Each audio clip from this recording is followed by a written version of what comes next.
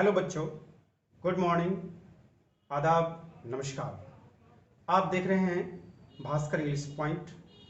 इसमें आपको 12th English, 11th English और स्पोकन इंग्लिश के लिए आपको सेवा दी जाती है।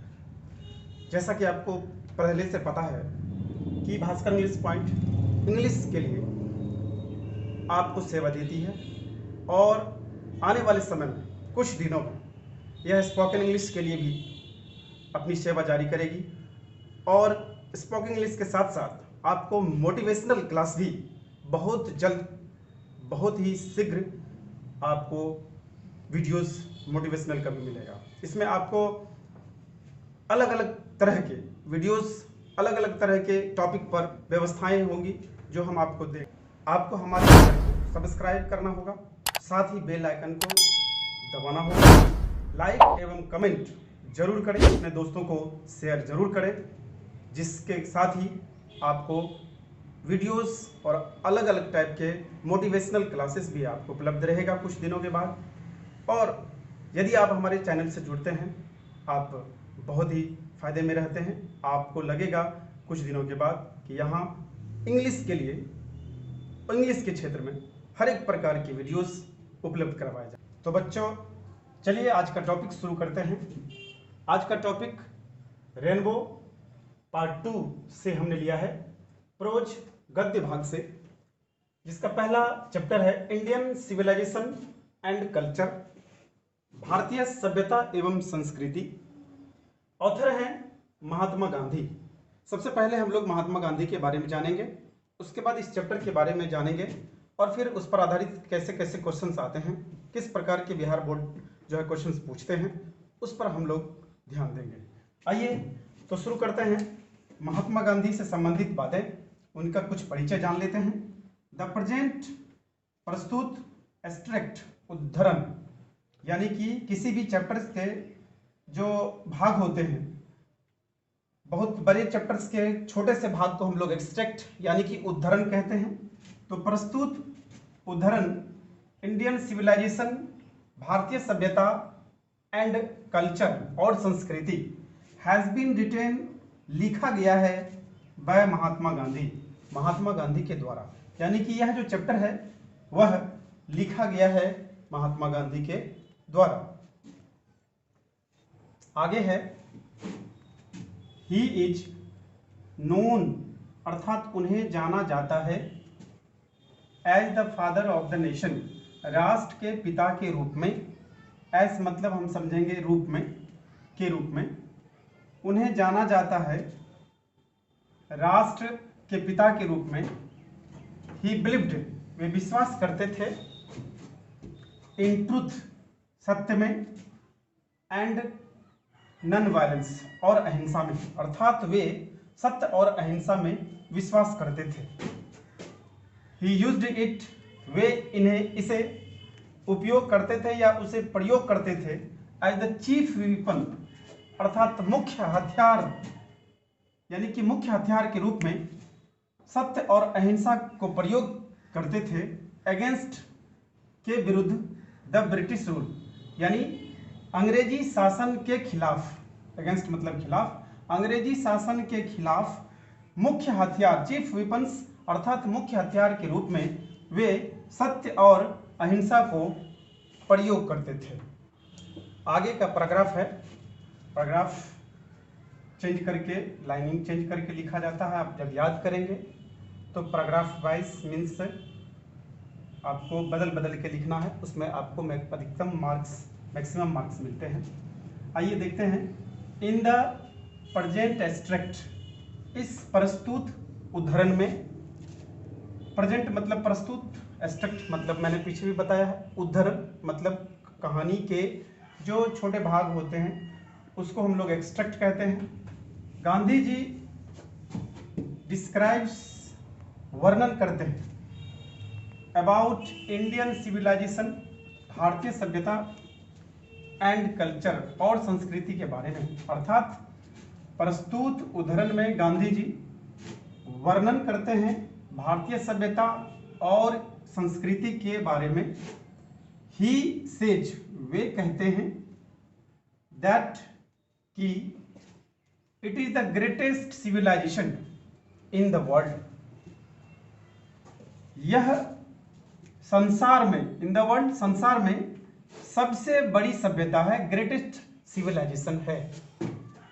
इट इज स्टिल प्रेजेंट, यह अभी भी मौजूद है, स्टिल मीन्स अभी भी, प्रेजेंट मौजूद है, वाइल मीन्स जबकि, ऑल द सिविलाइजेशंस, दुनिया की सारी सभ्यताएं, ऑफ द वर्ल्ड मीन्स दुनिया की सारी सभ्यताएं जो है वह हैव इंडेड, खत्म हो चुके हैं, और बिकम वेस्टर्नाइज्ड, या फिर वह पश्चिमीकृत हो चुके हैं। कहने का सेंस कि भारतीय सभ्यता अभी भी मौजूद है, जबकि all the civilisations of the world, संसार की सारी सभ्यताएं हैव इंडेड, खत्म हो चुके हैं, और हैव बिकम वेस्टर्नाइज्ड, वह पश्चिमीकृत हो चुके हैं, पश्चिम देशों के अनुसार ढल चुके हैं। आगे है, इट इज हर ब्यूटी, यह इसकी ब्यूटी है, सुंदरता है, एंड ग्लोरी, और इसकी गरिमा है। गांधी जी सेज, गांधी जी कहते हैं दैट की, गांधी जी कहते हैं कि civilisation is the mode of conduct, civilisation means सभ्यता जो है वह मोड ऑफ कंडक्ट है, व्यवहार का एक तरीका है, व्हिच गाइड्स, जो गाइड करता है, मार्गदर्शन देता है, अस, हम लोगों को, the path of our duty, हमारे कर्तव्य के राह को दिखाता है। अर्थात सिविलाइजेशन जो है, सभ्यता जो है, वह हमें, व्यक्ति को, मानव जाति को जो है वह अपने कर्तव्य के राह को दर्शाता है, दिखाता है, आगे कैसे बढ़ा जाए। इन गुजराती में सिविलाइजेशन मीन्स, सभ्यता का मतलब होता है गुड कंडक्ट, अच्छा आचरण। अर्थात गुजराती में सिविलाइजेशन का मतलब ही माना जाता है अच्छे आचरण, यानी कि जब आपके पास एक अच्छा आचरण होता है तो वह सिविलाइजेशन का दूसरा रूप माना जाता है। आगे है, गांधी जी सेज, गांधी जी कहते हैं दैट की आवर माइंड, हमारा जो मन है, इज ए रेस्टलेस बर्ड, वह एक बेचैन पक्षी है। रेस्टलेस मतलब बेचैन पक्षी है। अर्थात गांधी जी कहते हैं कि हमारा, आपका मन वह बेचैन पक्षी है। द मोर इट गेट्स, जितना अधिक इसे मिलता है, द मोर इट वांट्स, उतना ही अधिक ये चाहता है। अर्थात आप अपने मन को जितना अधिक इनको देते हैं उतना अधिक ये चाहता है। हाउएवर मीन्स फिर भी, इट रिमेन्स, यह रहता है, अनसेटिस्फाइड, असंतुष्ट, यानी कि आप अपने मन को जितना देते हैं वह इतना चाहता है, फिर भी यह असंतुष्ट रहता है। गांधी जी बड़े ही अच्छे शब्द में इन्होंने व्यक्त किया अपने विचार को भारतीय लोगों के लिए। द मोर, जितना, वी फुलफिल आवर डिजायर, हम लोग अपनी इच्छाओं को पूरा करते हैं, द मोर, उतना ही अधिक, मोर मीन्स अधिक, उतना ही अधिक, दे बिकम अनकंट्रोल्ड, उतना ही अधिक ये अनियंत्रित हो जाता है, अनियंत्रित बन जाता है। अर्थात आप अपनी इच्छाओं को जितना पूरी करते हैं वो उतना अधिक अनियंत्रित हो जाता है। सो इसीलिए आवर एंसेस्टर्स, हमारे पूर्वज लोग, कंट्रोल्ड, नियंत्रण रखते थे, अपन देयर माइंड्स, अपने मन के ऊपर। हमारे जो पूर्वज लोग होते थे वह अपने मन के ऊपर नियंत्रण रखते थे ताकि वह अधिक अनियंत्रित न हो, अधिक असंतुष्ट न हो। बच्चों, जहां आपको दिक्कत हो, कोई वर्ड्स में मैं बोल देता हूं, आप पॉज करें और उस वर्ड्स को लिख लें ताकि समझने में कोई दिक्कत ना हो। जैसे मान लीजिए हमें एंसेस्टर मीन्स नहीं हुआ, यहाँ पॉज करेंगे और उसका मीनिंग लिख लेंगे। हमें रेस्टलेस मीन्स नहीं हुआ, पॉज करेंगे और वहाँ लिख लेंगे उसका मीनिंग। तो आपको पॉज करने की सुविधा है, पॉज करके उसका मीनिंग लिख लें, 5, 10, 15 जो भी वर्ड्स निकलेगा, और फिर पढ़ें तो आपको पूरी तरह से समझ में आएगा। आगे कहते हैं, ही सेज, वे कहते हैं दैट की a man is not necessarily happy, जरूरी नहीं है कि एक आदमी खुश है बिकॉज क्योंकि ही इज रिच वह अमीर है, और या अनहैप्पी अगर कोई आदमी दुखी है, बिकॉज ही इज पुअर क्योंकि वह गरीब है इसलिए दुखी है, ये जरूरी नहीं है। नेसेसरीली मीन्स होता है जरूरी नहीं है।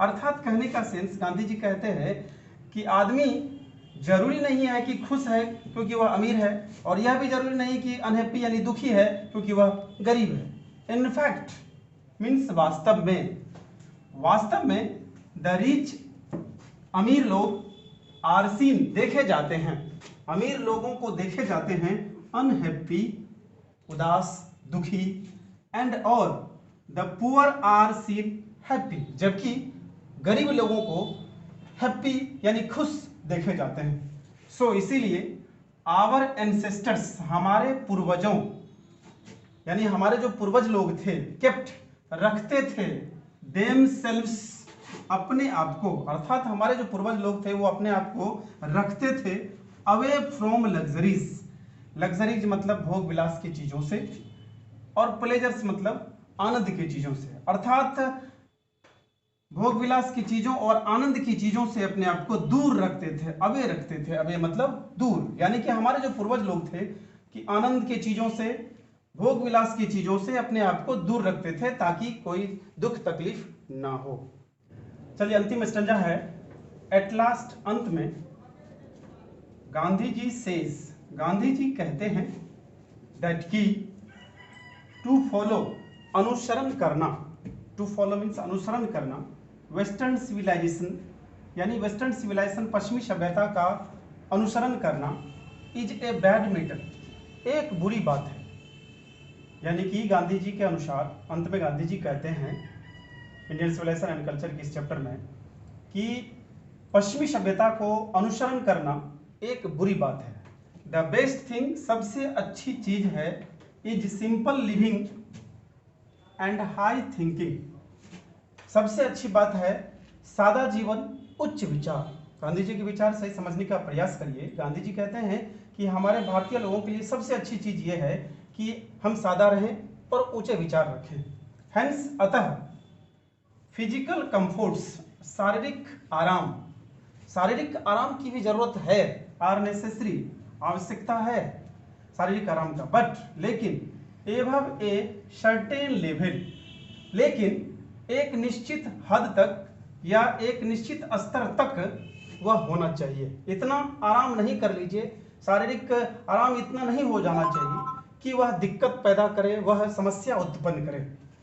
As a matter of fact means होता है वास्तव में, as a matter of fact वास्तव में, we should have such civilisation, हमारे पास एक ऐसी सभ्यता होनी चाहिए, वी शुड हैव होनी चाहिए सच सिविलाइजेशन, ऐसी सभ्यता इन विच जिसमें वी कैन सर्व, हम सेवा कर सकें, ह्यूमैनिटी मानवता की या मानव जाति की हम सेवा कर सके। अर्थात कहने का हमारे पास ऐसी सभ्यता होनी चाहिए, we should have such civilization in which जिसमें हम मानव जाति का, मानवता की सेवा कर सकते हैं।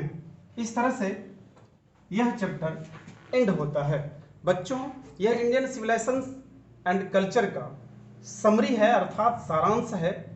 बुक के अनुसार आपको जब पढ़ेंगे तो वह 3 से 4 दिन लगते हैं, जो अब कम समय में असंभव है। इसलिए आपको समराइज करके, सारांश करके ही पढ़ने होंगे और उस पर आधारित प्रश्नों को तैयार करने होंगे, ताकि बिहार बोर्ड के अनुसार जो परीक्षा में प्रश्न आएंगे, क्वेश्चंस आएंगे, वह आप बना सकें, वह आप उत्तर लिख सकें। तो आज के इस सेशन में हमने इंडियन सिविलाइजेशन एंड कल्चर के चैप्टर को एक्सप्लेन किया है, वर्णन किया है। कल के सेशन में हम लोग इससे संबंधित जो क्वेश्चंस आएंगे, समरी कैसे पूछे जाते हैं, ऑब्जेक्टिव्स कैसे पूछे जाएंगे, इस पर हम लोग जो है क्लास लेंगे और आगे की पढ़ाई करेंगे। तब तक के लिए आज बस इतना ही। आप निश्चित रूप से अपने घर पर रहें, तैयारी करें, चूंकि बिहार बोर्ड ने भी यह जो है निर्णय लिया है कि परीक्षा नियत समय से होगा। परीक्षा आने वाले जनवरी फरवरी में होगी और फिर आपको तैयारी करना ही पड़ेगा।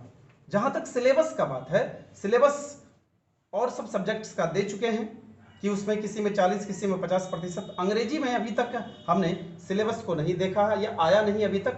जब आ जाएगा, जब हम कंफर्म हो जाएंगे तो हम आपको भी शेयर करेंगे कि 40% की 50% या 60% कितने परसेंट अंग्रेजी में इंग्लिश में पूछे जाएंगे।